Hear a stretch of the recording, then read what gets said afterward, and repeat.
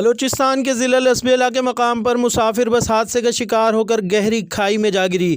वाक़े की इत्तला मिलते ही रेस्क्यू टीम और एम्बुलेंस जाए वक़ुआ पहुँच गईं और इमदादी कामों में हिस्सा लिया।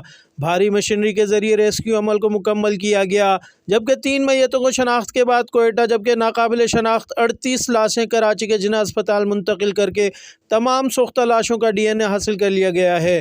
ट्रांसपोर्टर नईमुल्लाह के मुताबिक हादसा मिल्लत बस को पेश आया।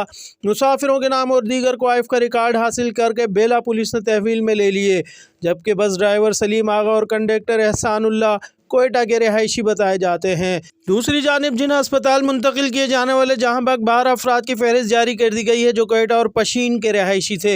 समाजी रहनुमा फैसल ईदी कहते हैं कि बस की छत पर ईरानी तेल लदा हुआ था, जिसके जिम्मेदार स्मगलिंग न रोकने वाले हमारे हुक्मरान हैं। कोयटा के जो रूट्स हैं, जो बसें चलती हैं, उसमें स्मगलिंग होती है इसकी ईंधन की, डीजल की, पेट्रोल की, जो ईरान से आता है। और ये सस्ता होने की वजह से इसमें हुकूमती एहलकार सारे मिले हुए होते हैं, उनको हिस्सा मिलता है, इनको पैसे मिलते हैं। और ये कत्ल है, ये आपको बताऊं, ये हादसा नहीं है। अगर ये हादसा बगैर डीजल के हुआ होता, पेट्रोल के हुआ होता, तो हलाकत इतनी नहीं होती, 1 या 2 या 3 होती।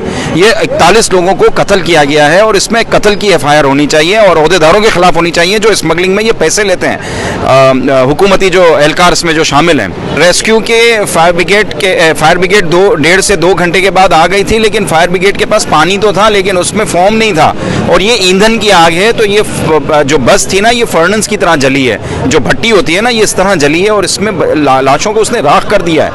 काबिल शनाख्त ही नहीं रखा। आप इसमें ये पहचान भी नहीं सकेंगे कि मर्द औरत है। सुबह तक सोती रही, हमारे प्यारे हमसे बिछड़ गए।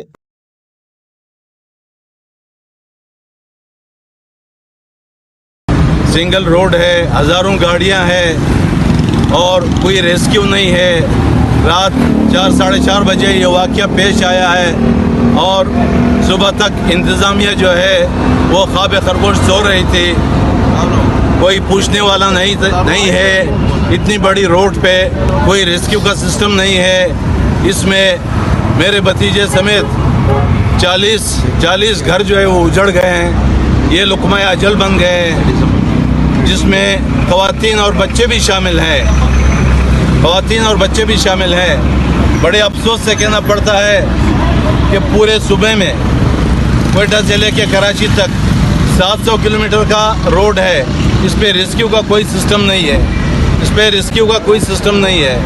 हमें इस बात का शदीद दुख है कि हमारे प्यारे आज हमसे जुदा हो गए और हम बेबसी के आलम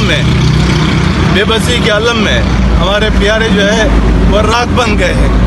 हम इस वक्त हुकूमत से मुतालबा करते हैं कि जितने भी 40 ख़ानदान के अफराद इसमें शहीद हुए हैं, हुकूमत वक्त से मुतालबा है कि कोयटा बलूचिस्तान, कोयटा से लेके कराची तक रोड को डबल किया जाए, इस पर रेस्क्यू का सिस्टम किया जाए। NHA तो फीस बाकायदा ले रही है, मगर रोड की हालत जो है बहुत अबतर है।